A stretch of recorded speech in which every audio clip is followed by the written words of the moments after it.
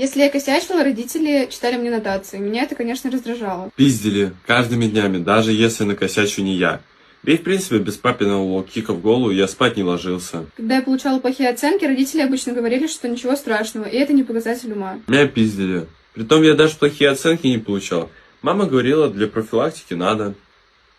Обычно родители называют меня доча, солнышко, ну или зайчонок. Называли по-всякому. Пиздюк, сперма ходячая, жертва аборта. Иногда они заставляли меня убираться в моей же комнате. Мне не нравилось, что они мной командуют. Ну не то, чтобы заставляли. Меня просто пиздили сначала, а потом у меня у самого появлялось желание работать. Меня постоянно загоняли домой в 8. Я даже не успевала нормально погулять. Мог неделями дома не появляться. Всем похуй было. Я с родителями постоянно ссорилась, все время обижалась на них и держала злость. Обижался? Да я даже такого слова не знаю. Мне отец в детстве сказал, обиженных в жопу ебу.